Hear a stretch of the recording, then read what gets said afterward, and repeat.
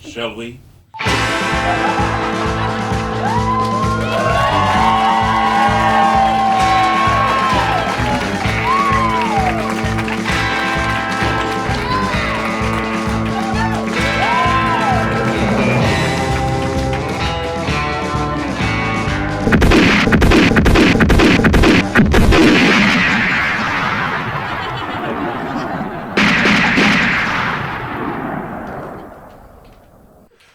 May 2022, Marrickville, Sydney. I drank a juice so delicious it made me cry. I do not lie. Right there on the street as the sun beat down upon me, tears rolled down my face as I supped heaven through a straw.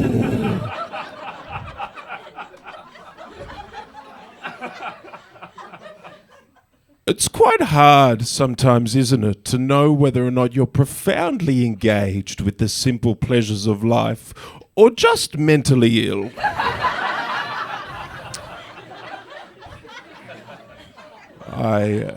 I returned to Sydney earlier this year. The juice, not as good as I remembered. Therapy is working. The lows are not as low. The highs, no longer juice related. Hello, welcome to the show. Oh, yes. Thank you so much. My name is Oliver Coleman. The show is called Goof. And what a delight it is to be here shooting it at the gorgeous Comedy Republic. Oh, Mamma Mia, huh? Okay, we all happy with the seats we chose? Everyone's comfy? No one wants to swap? No? Alrighty, let's ride then, baby. I mean, straight away, sir, you're looking at me like you know something about me. And let me tell you, you're absolutely right. I'm a man that rides the bus. Because there's nothing I enjoy more on my way to work than the company of people recently convicted of drink driving. But I was on the bus, right, and sat down to my right, there was a woman. And as we both trundled along in the limousine of the proletariat, the most magical moment occurred between us. When this woman lifted up her heavy winter coat and thoroughly ensconced her schnoz in her underarm to inspect the level of her own morning stink. And then as she did so, her gaze naturally lifted toward the back of the bus, and we made deep and definite eye contact. You know your life is lacking in intimacy when you're still thinking about that moment 3 months later, don't you, huh? Oh, to be a sesame seed-sized man buried in the humid undergrowth of that pit, germinating in her forest floor funk on the 521 to Northland. Why do I do comedy? Because I've been banned from the spoken word scene. Yes, apparently there is a limit to how much bus-based erotica the poets of Melbourne can stand. I found it, feels like things are starting to heat up in here, huh?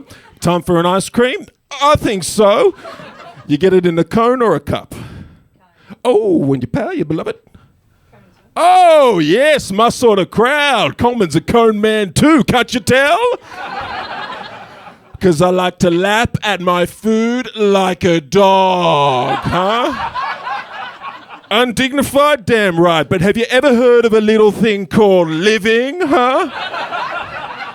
Where is the cup? The cup. All right. Shall we word associate with the cup together? Oh, yes. Okay, I got another one. Here we go. Dull, pathetic, miserable, chaste, boring, huh? Shall I keep going? Frigid, soulless. Shall I go on forever, huh? Where's the cup? The cup. Oh, you do. You see the cup people, don't you? Outside the ice cream shop, dressed in black, huh? Prospecting for pleasure with what? With what? That insipid little spoon? Oh, hunched over, closed off to the world. What are you so afraid of, huh? Just fucking lick it, right? Come on, huh? Where's the cone? The cone. Oh, sure, don't take one into a job interview.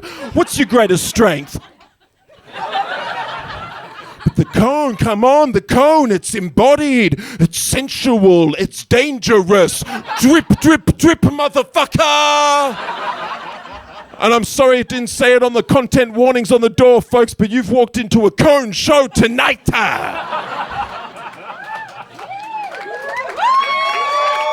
Oh. Thank you. I can never tell if that bit makes me seem more or less fuckable. My mother says less. Stepmother says more. I believe. Oh, hey, fun suit, isn't it? Oh, thank you so much. You know what they say, dress for the job you want, not for the job you have. And I'm applying to be on the Australian Test cricket team's 1972 tour of the West Indies. Huh? Yes, dream job, huh? I mean, I wish, but no, I'm certainly no athlete. No, I'm obviously trying to project the image of a showman wearing this. I'm not sure how successful I've been, though. One reviewer for the Melbourne Comedy Festival wrote that I appeared on stage dressed as a used car salesman shooting a Christmas ad. So, yeah, not sure how successful I have been. Alrighty, we've had long enough now. Coleman, it's a famous name. You've heard it all your lives. Shout it out. Let me hear you say where from. Come on, let's play. Mustard, incorrect. Thanks for coming to the show. At your pop. What else we good? Come on. Oh, Eskies. Yes, who said that, huh? You can stay, everyone else out. Show for one. Come on. Yes, that's not just Eskies though, is it? It's Coleman Tents, Coleman Camping Stoves. But that's right, Coleman. It's the biggest name in the Esky game. Come on. And that's my goddamn family, folks. That's right, I got bigger shit going on than this. I'll tell you that much right now. Camping equipment, it does. It runs in my blood. It truly does, huh?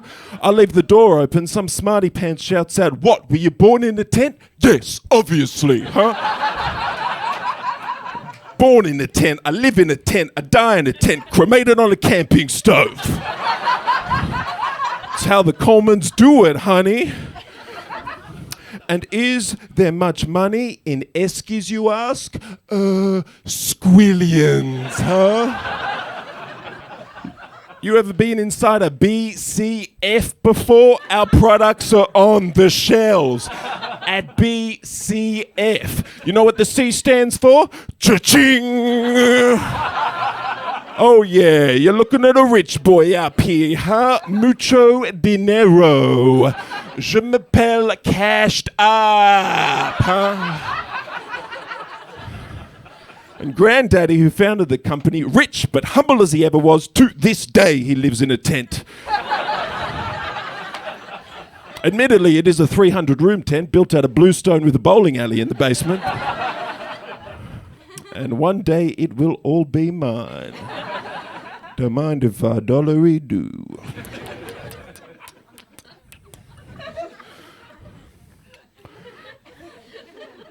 No, would you believe I bear absolutely no relation to the Coleman-esque fortune whatsoever? I know. It turns out not all Colemans are related. No, don't I feel like a fool all these years rebuffing Olivia's advances because I thought we might be cousins?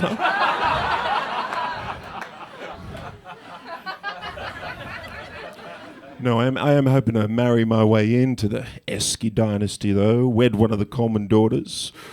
I'll even take my wife's last name. I don't mind. I'm progressive like that. One of the good guys. Hyphenate the kids' last names, though, please. Coleman. Come on now. Maybe even add a third Coleman on there for fun. Pronounced Coleman, but spelled Baba Ganoush.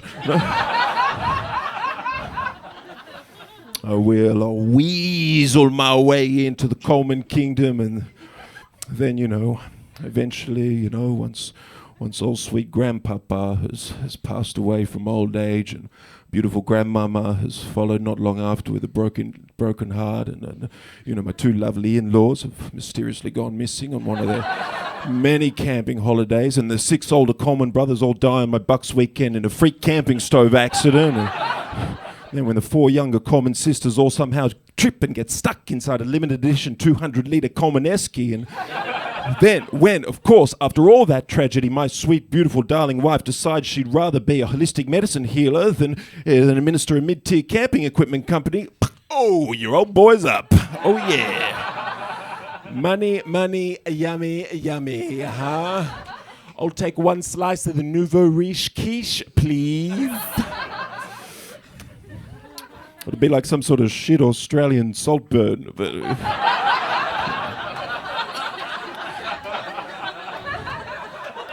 Yes. Look at you, you're just thinking about quiche now, I can tell. Hey, speaking of eating out, I went to a restaurant recently.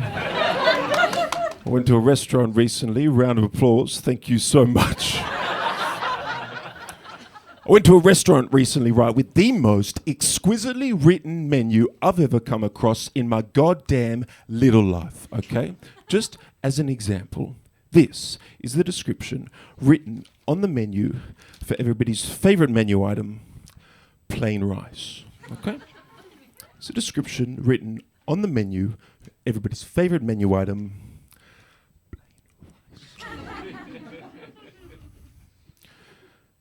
plain rice. Savor simplicity. Where every grain is a canvas of purity. Offering a sweet and aromatic fragrance that evokes the scent of spring around the rice fields of West Bengal.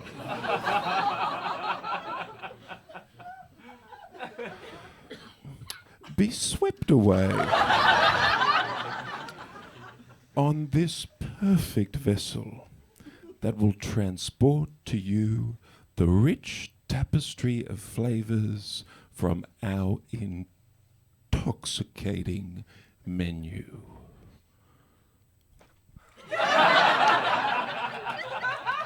I mean, whoever was in charge of writing that menu could have just finished their description of plain rice at plain rice. Huh? But no, to them, their job was not done. A canvas of purity, the scent of spring. The waiter comes over. Have I decided what to order? No. Come back in an hour and a half. I'm reading this cover to cover, huh?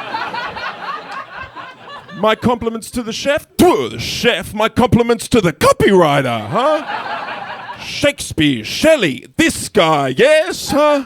I mean, right there is what separates us from the animals, huh? The insatiable striving of humanity for something more. I mean, this person could have just written a menu, but instead they've written a Moby Dick, a Wuthering Heights, a Hamlet, and then covered it in contact to protect it from food splatter.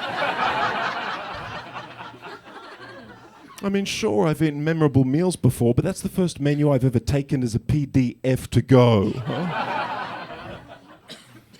And when I'd finished eating the meal, right, which was so close to adequate, I had to know, right? So I asked. I said, "Who wrote that beautiful menu? ChatGPT? I recognize a fellow artist when I see one." No. That is the obvious twist to the tale, isn't it? And oh, how I wish it were true. But turns out the actual author of the menu was a waiter they had to fire a few months before I ate there for being weird to customers and making them uncomfortable. I know, right? Now I have to come up here on stage each night trying to separate the art from the artist, the menu from the man. Just so I can keep doing my bit, huh? But I mean, what can you do, right? Sometimes geniuses are troubled people, huh? Caravaggio stabbed a man. Sylvia Plath killed Sylvia Plath. Apparently this waiter got fired because he'd only talk to customers in a whisper. Be careful, the goat curry is very, very spicy. No, he had his fingers in the till, didn't he? Of course he did. Not a lot of money in menu poetry these days, is there? No, but I think I connected with that menu, right? Because in my younger years, I myself did go through a poetry writing phase. I know, shock and horror, right? What stops a person writing poetry? Top reason, I would say, the experience of having someone else read that poetry. But no, when I was about 19 years old, right, in the depths of my poetry writing phase, I talk about my poetry writing phase as if it was some sort of dark period of heroin addiction. And, you know, the amount of money I spent on moleskin notebooks and number of friends I lost may as well have been. No, when I was about 19 years old, right, in the depths of my addiction, I wrote a love poem about the person I was seeing at the time. And I decided, in all of my youthful wisdom, to share that poem with that same very person. I see a waterfall, I think, hell yes, let's sail the HMS Self-Esteem right off it. So there I found myself ready to experience one of the great moments in the history of love, sat with my beloved on a king single in her dad's house. Her consumed by my verses, all the while me thinking, oh yeah, baby, you're going to be so fucking moved by my poem. You're going to be like, wow, no one has ever told me they loved me with such interesting metaphors before. I have to copulate with you immediately. And then no time at all, she finishes reading the poem, looks up, stares me deep in the eye, and says nothing. For ages, just nothing. In the space where I had imagined she would be praising my facility for expressing the deepest truths of human emotion, there was just a whole lot of eye contact while she disappeared inside herself, trying to find a way out of this terrible situation I'd put us both in. And in my head, I'm thinking, well, how could the poem not be good? How could a love that is deep and true produce an artwork that is any less powerful than the love that inspired it? So after a little bit more silence, I go, well, what do you think? And then she goes,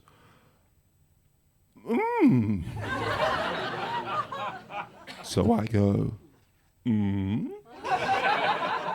And then she goes, sort of higher pitch like that, so it would cut even deeper.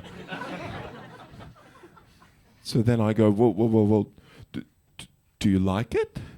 And then she goes, maybe poetry isn't your thing. And then I go, but it's a love poem. And then she goes, yes, but maybe love is not all you need. Maybe you also need talent.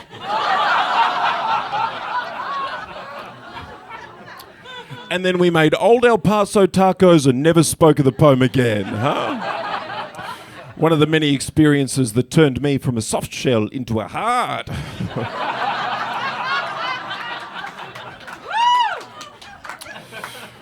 Believe it or not, I'm still actually pretty good friends with this person, believe it or not. So I asked them recently if they remembered reading that poem. Absolutely no memory of it whatsoever, huh? How cool's that you can just crush someone's dreams and then completely forget about it, huh? Although as a comedy audience, I assume you're pretty practiced at that yourselves, aren't you?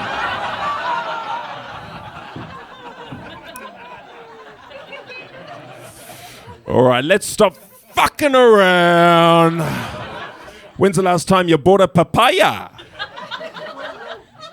Years, goddamn right, years. Let's say probably never, huh? Because it's not a good fruit, huh? Bullshit! Get the hell out of here! God damn it, this is not a show for you. This is a show for the papaya haters. Oh my God, here you go. Sure, it's fun to say papaya. Pawpaw, less fun. Sounds like a papaya with depression. A papaya sounds like a genre of Latin American dance music, huh? And yet it's a fruit that promises reggaeton but delivers the Year 10 flute ensemble playing the last post, huh? Papaya, a fruit with bland, powdery pulp, apparently at its best when it's so ripe it's almost rotten. Oh, yum, yum, a fruit that hints of death, huh? And here's the horrifying rub, right, folks? Did you know the papaya and the mango grow in the exact same regions and seasons? I know. What sort of psychopath is choosing to grow a papaya over a mango? Huh? Uh-huh. The mango is a perfect fruit, huh? It's juicy, it's flavoursome. We say it has cheeks because between it is a smile. As a child, my mother would have me eat them sitting naked in the bathtub, and it's still my favourite way to consume a mango. 35-year-old man, knees up and nude in a share house tub, sucking on a pip.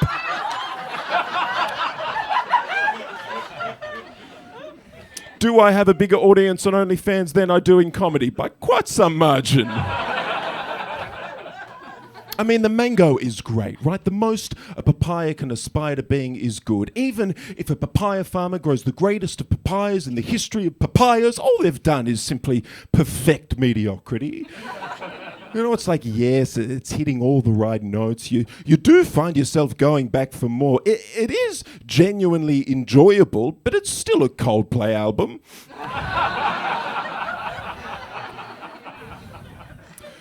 I mean, if you must know, right, the reason they grow them, is because the mango trees take a long time to come to maturity. So the farmers grow the quickly growing papaya plants so they can earn an income whilst they wait for the mango trees to bear fruit.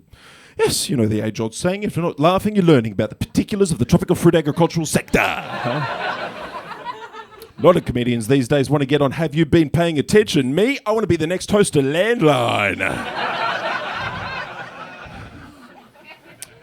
And I know it may not look like it, right? But there are actually quite a few similarities, you know, between writing a comedy show and growing tropical fruit. Yeah.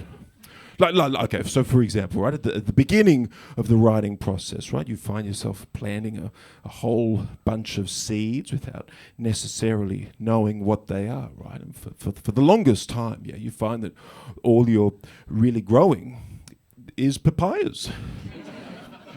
In fact, one of those metaphorical papayas might actually be a bit about papayas. When really, you know, you'd wish you'd written a sort of more kind of ambitious mango of a bit about artistic aspiration, limitation, self-acceptance. And so every now and again, actually, you might find yourself adding a sort of rather strained metaphor to the end of a bit about papayas. To make it seem like a mango.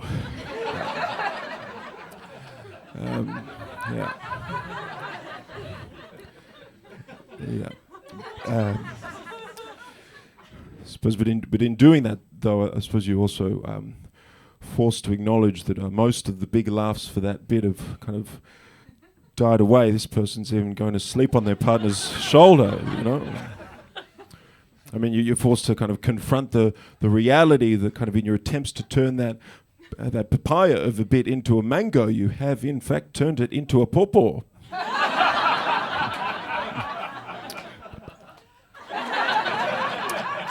All right, here we go. Let's do a quick audience poll, right? Let's do a quick audience poll. Hands up who, when they see a number come up on their telephone they don't recognise, answers that call. Hands up who does that. Show of hands. Won't pick on you.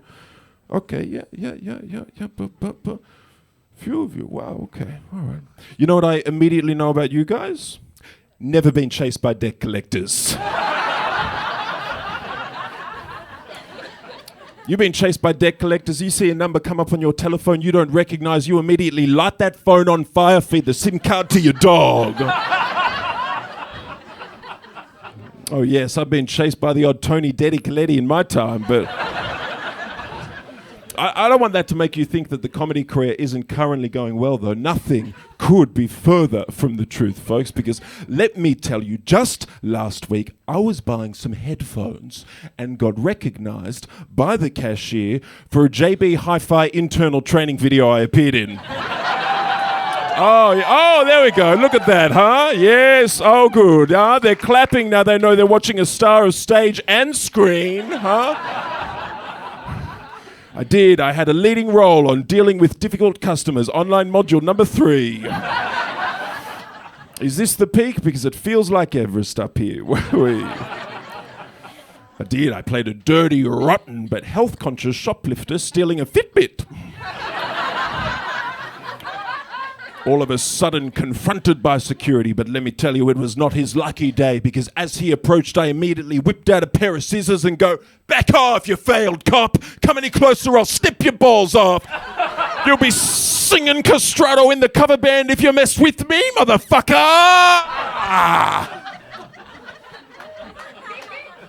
Improvise that line and everything. They wanted a take without swearing. Did I give it to them? No. An artist does not compromise. I'm the Daniel Day-Lewis of the internal training video world. Thank you very much.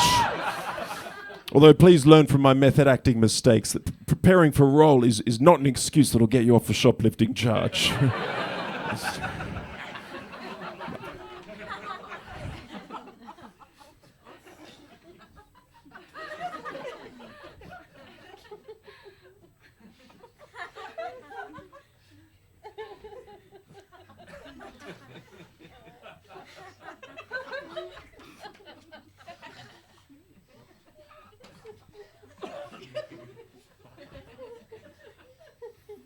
Feels good to move, doesn't it?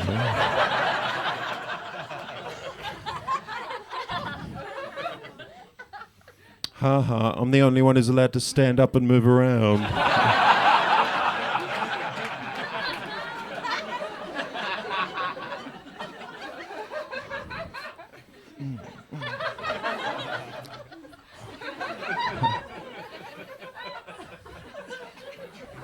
You know, I think it always was my artistic aspiration to be a contemporary dancer, you know. Imagine doing this for a living, right? Just enjoying the pleasure of your own body whilst other people looked on.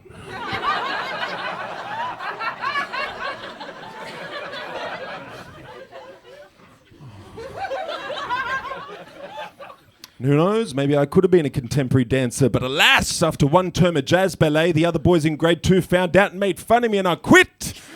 So now instead, I do stand-up comedy. The most viscerally humiliating of all the art forms. Life has a funny old way of working out, doesn't it, huh? Because, I mean, it is interesting, right? Like, you do receive critique for your work in stand-up comedy that's different to other art forms, right? Like, for example, I've had, whilst in the process of performing stand-up comedy, a terrifying Scottish woman stand up in the audience, point at me with a dead straight arm and go, "Stop it! That's not comedy!"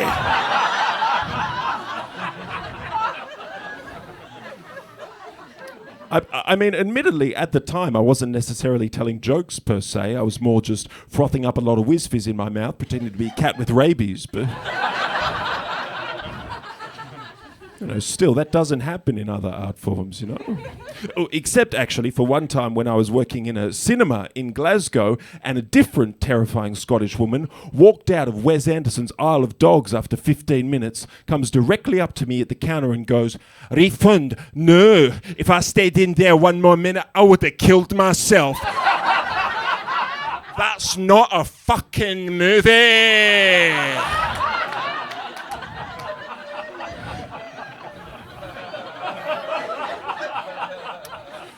So I don't know, maybe that's just a uniquely Scottish way of critiquing art. I lived in Scotland for a couple of years. Free dental in Scotland, did you know? Yeah, Yeah, I'm not sure why either. Nothing worth smiling for there. But no, I went to the dentist recently here in Australia, right? I went to the dentist because, like you guys, I also sometimes enjoy listening to a one-sided conversation. But I was at the dentist, right, lying long ways in the chair. What else am I going to do? Stand? Make the man work from a ladder? I think the classic spatial relationship of dentist to patient has been working just fine. Although my favourite way to see the dentist is lying on a massage table, mouth open, head through the hole, them under me like a mechanic getting dribbled on.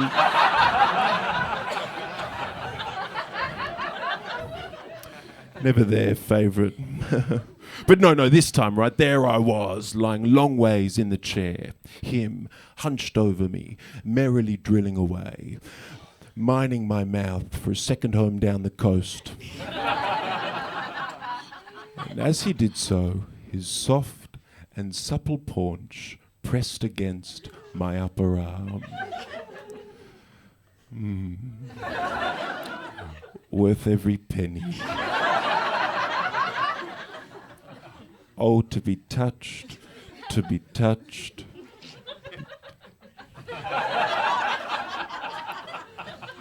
The hole in my tooth is not the only one that wants filling, my friend. What was that? Aha, aha, aha, aha, aha, aha. Oh, you fear that you've got a spiritual hole, that you worry goes deep to the core of your very being. And then he took down his mask, kissed me on the forehead, and goes, everything's going to be okay. Of course he didn't do that, but God, I wanted him to, huh? I don't know, you ever find yourself needing slightly too much from an interaction with a stranger, you know? Find yourself waiting by the back door of the bus for the driver to make eye contact with you in his little mirror before stepping off?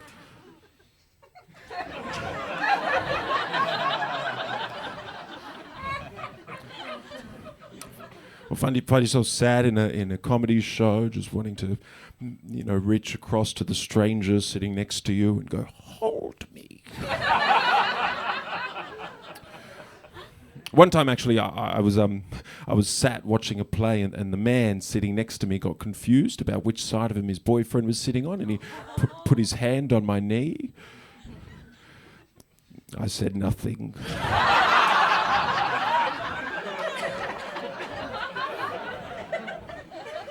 Who's assaulting who in that circumstance?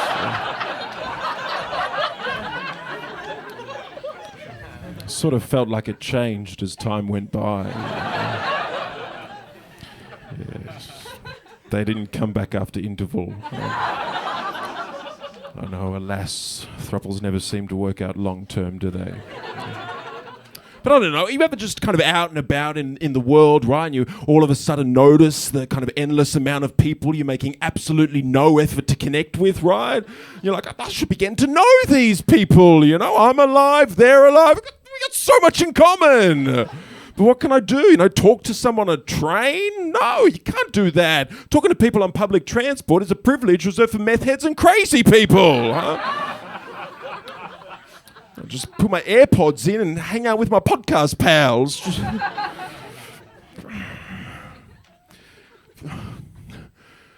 Gosh, look at me up here, huh? Doing material about trying to connect with strangers whilst at the same time trying to connect with a room full of strangers. Art imitates life, life imitates art. Of the man caught in a vicious cycle, the snake eating its own tail, or sucking itself off. Depends how you look at the world.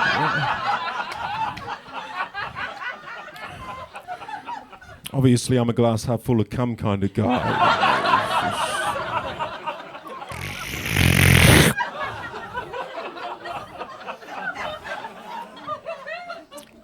The Ouroboros, is that Ouroboros? Is that what they call it? Or what do you say? Ouroboros, that's right. Yeah, the ancient spiritual symbol of autofellatio. That's, yeah. No, as I get older, I do find myself trying to connect more with the spiritual dimension of life. Trying to engage with the unknowable mysteries of the universe. Not so much religion, more just going for a walk every now and again without my phone. And it seems that a lot of people these days, are yearning for the things that faith once provided, right? Like community, ritual, some solace in the face of an inevitable death, because we're all dying. It's the sort of thing you kind of have to accept and ignore at the same time, right? Like I don't know, I could be dying right at this very moment. You don't know. I mean, like the body does have a real problem prioritizing its awareness, doesn't it? Right? Like this whole show here, I've had a tiny piece of apple skin stuck between my two back teeth. It's pretty much all I've been able to focus on up here. So it's just like wow, wow, wow, wow, wow. Whereas this entire time, I might have a tumor the size of an actual apple in my stomach. I'd have absolutely no idea, huh? I mean, I don't know, like this guy, he's barely laughed the whole show. Is that because he's like a dog and he can smell tumours? I don't know, maybe. He's loving the show. He just doesn't want to laugh at a man full of tumours. He's being nice by not laughing. He's not laughing because I'm dying. He's not laughing because I'm dying. I'm dying. That's the reality of this situation. That right now I'm standing in front of a room full of people and I'm dying. I should be talking to my family. I'm talking to these people. I'm dying. I'm dying. Right now I don't know why we're all so chill, because I am dying. I'm dead. I could be dead right now. I don't know. This might be the afterlife, but I'm good. What mention of this was the afterlife? I'm dead. I'm dying. Sorry guys, I let my internal monologue out there for a second. On with the show. Because it seems like the absence of faith, right, has left a kind of a hole for a lot of people, Like for example, where I live, here in the hipster enclave of Melbourne, where it's almost impossible to go over to someone's house without having your tarot read these days. So this yearning for the lost spiritual dimension of life usually takes the form of white hipsters once a year hosting a pagan winter solstice party so they can briefly pretend they have a culture that extends beyond taking ketamine and paying $24 for a sandwich. Not quite enough nourishment for the soul, I think. But then what to believe? What to believe? I saw a priest in Woolworths holding eggs, a loaf of bread, and a curly whirly. He might not be allowed to fuck this man, but he sure still knows how to have a good time. And not so long after that, I saw a nun just walking down the street. Grey habit, T-bar shoes, dead husband hanging around her neck. Sucking a McDonald's thick shake. A sign from God? No, but a memory triggered. One time as a little kid at my big sister's McDonald's birthday party, my grandpa sucked so hard on a thick shake, he slurped his dentures all the way to the back of his throat and immediately vomited onto the birthday girl. Dentures ricocheted from her forehead onto the ice cream cake. And whenever I'm feeling sad, that is the happy memory that I return to. No, but I do find I always have this kind of jarring moment of surprise, right, when I see a holy figure of one of the old faiths just out in the world, It's like, oh, wow. You're still doing that. Most of us stopped ages ago. A priest walking his dog. A nun ordering sushi. A bishop getting a screen protector put on his Galaxy S9.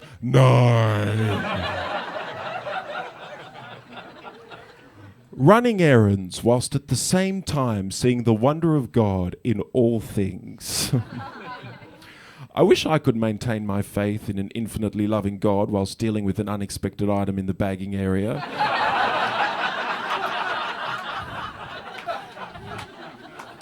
But alas, I was brought up Catholic and ain't no one's faith in God surviving that. So.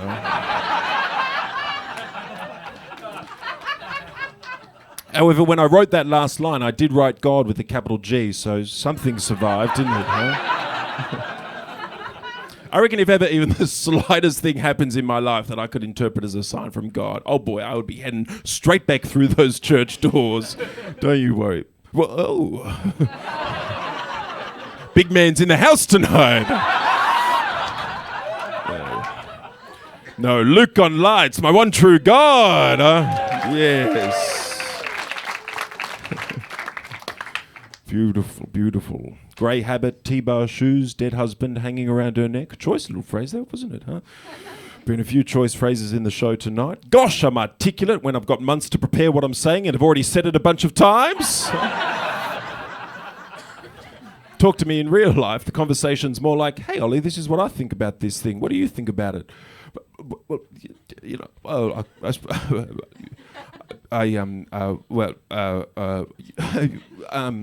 no, it's, you know, you got to look at both sides. Well, you know, the Guardian. I don't know who owns it, well, you know, I would be very interested to hear a little bit more about what you think on the issue. Chat to me in the foyer, folks. You'll do all the chatting. I got a black belt in deflection. Can take any conversation, make it about you. My therapist pays me for the hour. But no, I do. I pop into therapy every now and again, mainly because I'm a sucker for a trend, but also because I'm trying to nut out the big stuff, you know, like for example, yeah, for years, my preferred fork in the cutlery drawer was a light, thin-handled fork of simple, smooth, unembellished steel. And then slowly, almost imperceptibly, but then again, as if overnight, I found myself drawn to a heavier fork. With a long, weighted handle decorated with flowing swirls and ridges of thick, moulded metal. What's going on there, huh? For years, I liked a certain fork, and then all of a sudden, what, I'm a different man? Huh? My fork preference changed, and then what, I'm just meant to keep living my life as normal, huh? Who's that in the mirror? Fucked if I know, huh? Oliver Coleman? Never heard of him, but enjoy the show, huh? Now, every time I open the cutlery drawer, a crisis, huh? There I am, heavy fork, inexplicably in hand, shouting to the heavens, am I unknowable even to myself? Is all who I am based on nothing, as changeable as the wind? I awaken, my housemates have emptied the cutlery drawer, just chopsticks remain. We're condemned to be mysteries to ourselves. I don't know, the mysteries of the self, right? You confront them everywhere you go, yeah? At the National Gallery of Victoria, right, there's a painting called September Tablet, painted in 1961 by the Australian artist Peter Upward, okay? Just to give you a little idea of what it looks like. Looks like Peter picked up a fistful of thick black paint, threw it at the canvas, went like that and said, finished. Now look, as a comedian, I'm somewhat jealous of that process, right? Because I've put thought into mine. Just a thick black swoosh on a plain A2-sized white canvas, okay? And look, as much as I could very well spend the rest of my time up here on this stage assassinating the work and character of a largely forgotten mid-level Australian painter from the 1960s who, from all reports, was a very kind and supportive teacher to his students at East Sydney Technical College and who died far too young at the age of 51 while strolling along Balmoral Beach. I wouldn't do that, okay? He's dead. He's not here to defend himself.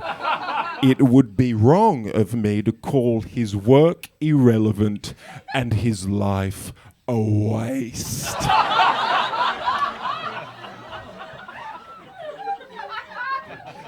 But also, I wouldn't do that because I absolutely love this painting. I do. I love September Tablet. Every time I go to the gallery, I revisit it. Gallery 20, Level 3, NGV. Just down the corridor from the toilets I once caught 2 art students fingering each other in. Hey, I get it. Abstract expressionism excites me too, okay?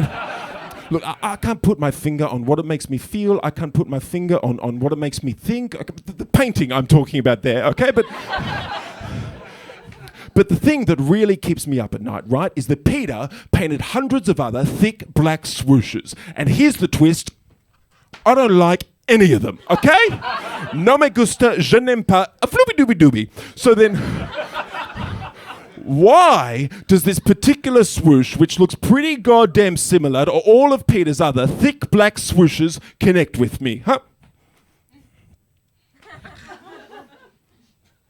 Okay, I don't know if you guys have ever been part of a comedy audience tonight, but I came into tonight's show with the expectation that all of you would have the answers to the unanswerable questions of my subconscious. Okay? Must say, so far, I've been pretty disappointed in how tonight's show's gone. Audience at last night's gig taught me how to care for my inner child and connect with my dad. So, yeah, not the best crowd I've ever had. But no, I mean, the deeper I look inside myself to try and figure out why I connect with this thick black swoosh, the more it feels like I'm searching in some sort of black unknowable abyss. You know, why do I connect with some work and not others? Why do I like what I like? Well, it's even hard sometimes to know the reasons why you love the particular people you love, you know. One thing I have learnt from experience, however, is that if you gift your girlfriend a love poem in which you compare your love for her to a black unknowable abyss, you may find that she doesn't feel particularly horny after reading that. But no, as we get older, you know, we inevitably learn more about ourselves, although dads everywhere do their best to disprove that statement. And what have I learned? Well, I suppose I should be honest with you all. Come clean. Don't lie to your audience. Save those lies for the person you're really trying to impress, your therapist. Be honest. I will be honest. More often than not, I'm getting my ice cream in a cup. I know, traitor. Walk out now. Have the courage of your convictions. No, I'm sorry. I know I betrayed you, right? Despite how it may seem from my onstage joie de vivre, which is French for flared green pant. The unbridled pleasure of a cone does not necessarily come naturally to me, you know. I long for the security of the cup. I flee from the free-spiritedness of the cone, you know. Like indulgence is certainly not an instinct of mine, you know. Like my sweet treat of choice is usually just an aniseed fisherman's friend. Little satchel of that old man menthol kibble is all the good times I can handle. And pleasure is very rarely my first response to kind of any situation, you know. More often it's just fear, dread, a nosebleed, as the audience on opening night of Melbourne Comedy Festival witnessed. And obviously it doesn't have to be that way, you know. Like some people are good at finding pleasure wherever they happen to find themselves, right? Like earlier this year, yeah, I saw a man standing on a beautiful sunny day in the middle of a busy public square, yeah, and he... Sorry, square sounds a little European, doesn't it? This was in Australia. Concrete outdoor pedestrian mall, I think we call them. But he was standing there, right, with his eyes closed, arms outstretched like that, big smile spread across his face, just enjoying the feeling of the sun on his skin for like 15 minutes as people milled all around him. And it was beautiful, you know, seeing someone sort of so kind of publicly unabashed in the simple joy of living. But also a bit much, right? Like it's not your backyard, fuckhead. You're obviously in people's way. Like anyone without a basic level of insecurity gives me the shits, you know? Oh, good for you, existing on a higher plane of consciousness while I'm off to buy some mold cleaner for the bathroom. Piss off. Hope you enjoy a side of melanoma with your inner peace, you publicly meditating spiritual show pony, amateur Buddha fuck.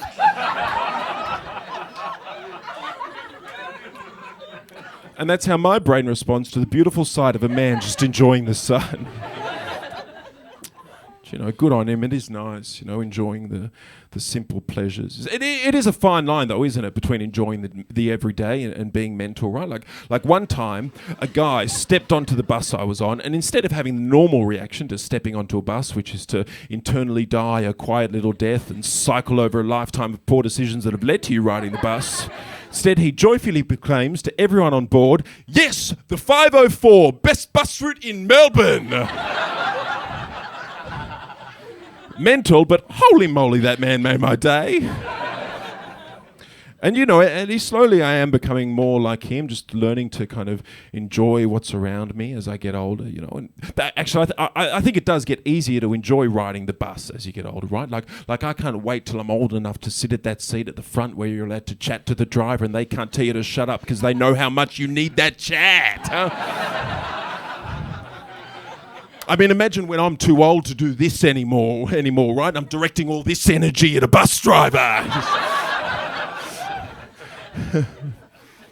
And of the pleasures in life that I am kind of learning to enjoy, it is normally the grandma pleasures, right? Sucking a lozenge, you know, riding the bus. And actually, to be honest, the most consistent event in my social calendar these days is a Tai Chi class I do 3 times a week with 8 other 70-year-old women.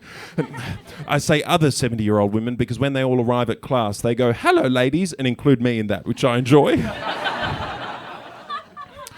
The oldest lady in the class, right, Caroline, she's amazing. She's kind of really welcomed me into the group, and I love her. You know, she's kind of she talks really openly about being at the tail end of things, right? But it never seems to kind of overwhelm her. It's the opposite. She's just so kind of good at being present and just kind of enjoying whatever's right there in front of her. You know, a beautiful sunny day, a cup of tea, a sexy younger man, and you know.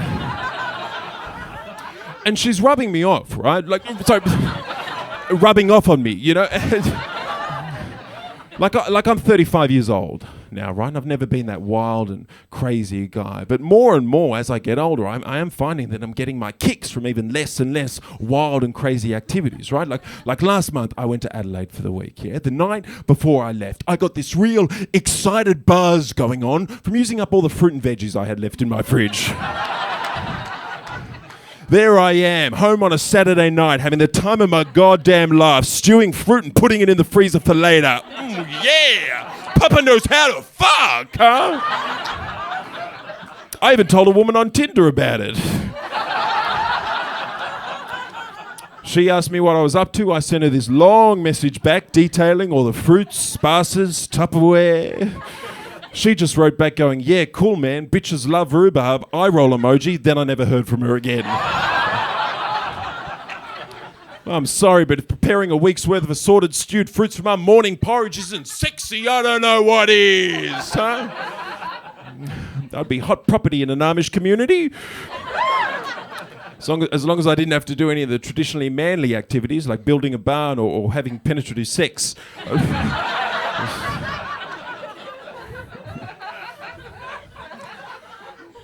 No, I didn't find love that night, but the plums were delicious. And you know, it's not that often, right? But every now and again, I can find myself being like Caroline from Tai Chi, you know, just having the perspective to enjoy what's around me, you know. Normally, it'll happen, right? When I kind of have that, just kind of notice something kind of insignificant but remarkable at the same time, and it makes even the most mundane part of a day seem worthy of a little bit of poetry, right? Maybe it's having a really amazing juice. Maybe it's quickly scoffing a meal before work and coming across that ridiculous menu, or seeing the beautiful sight of that man in the mall just kind of enjoying the sun. And then seeing the even more beautiful sight of Caroline, who also happened to be walking through the mall that day, lightly bump into him with her shopping buggy and go, "What are you doing? Drying in the sun? You think you're Sultana? Move, dickhead!"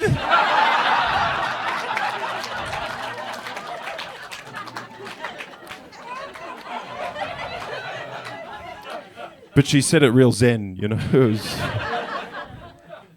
I don't know. Another one of those quietly remarkable moments, right, happened in the lead up to this show. Yeah, when I went to get a haircut, I went to the Turkish fella around the corner from my house. Charged me $30, $25 if I paid in cash. Although I got it for free because I told him I worked for the ATO. And,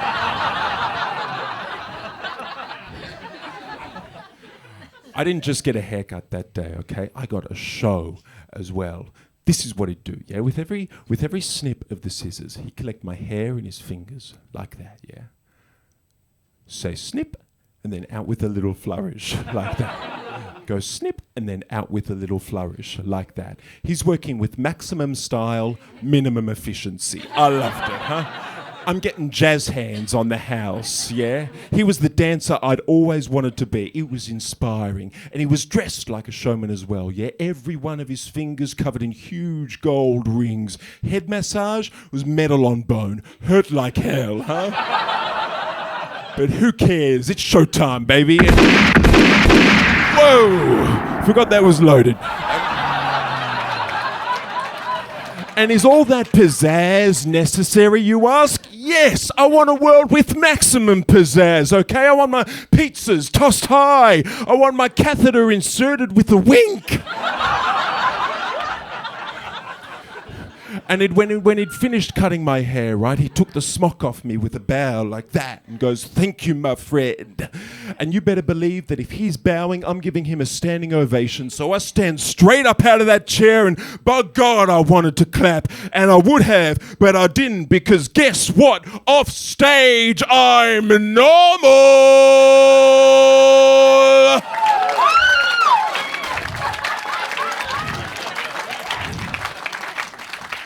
Instead, I just looked at the ground and said, "Thanks." And as I made my way out of that barbershop, right, I caught myself in the mirror, and let me tell you, that haircut looked like it was going to look just fine in about 2 to 3 weeks. And I wondered to myself, right, if he has the same pizzazz in his real life as he does there on his own little stage. And well, a little while after that haircut, I saw him stepping out of the back door of a bus I was on. And when he finally made eye contact with the driver in his little mirror, he waved to him like this.